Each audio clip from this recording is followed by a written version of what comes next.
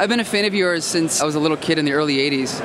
For me, it was your G.I. Joe covers. Okay. Do you remember the Cobra Commander cover you did with Clutch and Roadblock? When they arrested Cobra Commander?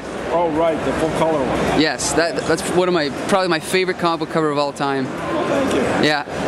I read an interview where you said that you actually came in through advertising, and you weren't really a comics fan when you... No, not advertising, commercial work. Okay, okay. Yeah. I've never done much advertising, but I've done a lot. Most of my living for the past, professional career has been commercial work. And so were you a comics fan as a kid, or you just got in? No, I've never really been much of a comics fan. Really? Yeah. That's interesting. So you don't really read them then at all? Then you don't? Well, nowadays I don't read them much, only because I don't have the time. Yeah. Okay.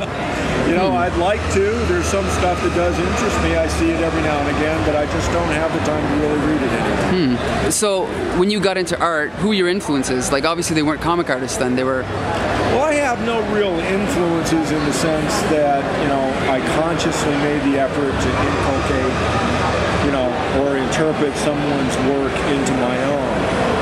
There's plenty of instances where I've seen somebody do something that, in my mind I'm going, oh, well, now there's an interesting way of doing something, so that the next time, I had to draw bricks or whatever, it would be in the back of my mind to try that approach.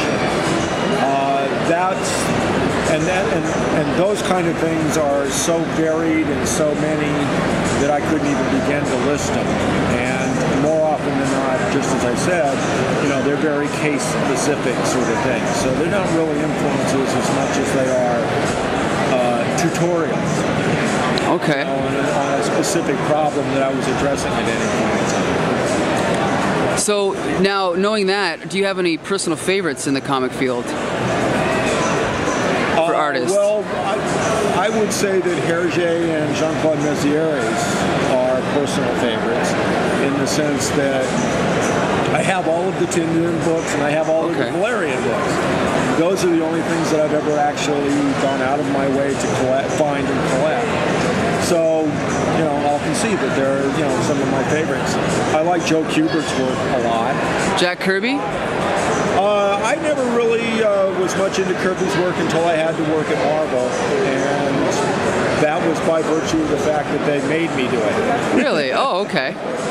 Interesting. Yeah, because I remember that the Spider-Man Hulk story you did in Marvel Fanfare, you really drew a more anatomically correct version of the Hulk by Jack Kirby, it seemed like. That to me seemed Kirby-esque, that Hulk, your version of the Hulk. Well, I learned how to do Kirby very well. I had to, because that's what Marvel wanted me to do when I first started working for them. So interesting. I learned how to do it. So, and I've actually heard people say that you're responsible for creating the spaghetti webbing, Spider-Man spaghetti webbing. Is that true?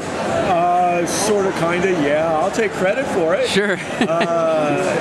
Because I turned it into what it was. But I'll freely confess that I also got it from Steve Ditko. Okay. He didn't do it quite as bizarre as I did, and other artists have taken it the next step. But I liked it, so I stuck with it. I thought it made rational, logical sense to me that that's how it would look. Interesting. Do you see a lot of yourself in some of the artists that have come after you, like say maybe Art Adams, Todd McFarlane, some of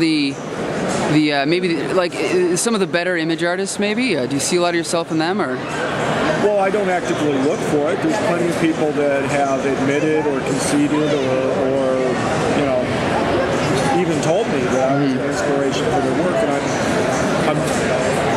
I feel privileged that that's the case, because more often than not, it's artists who have established themselves as trendsetters or milestones of the industries themselves. So, I'm very flattered by it.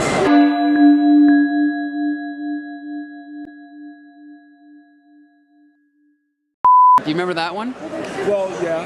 It was the one shot with Nick Fury and Spider-Man had a cold, and I think you wrote it as well. Well, yeah. Co-plotted it. Oh, okay. I ended up sort of rewriting it. You remember in Something Wild when Melanie Griffith had you handcuffed to the bed? Remember that? Yeah, I remember. Yeah. That was awesome.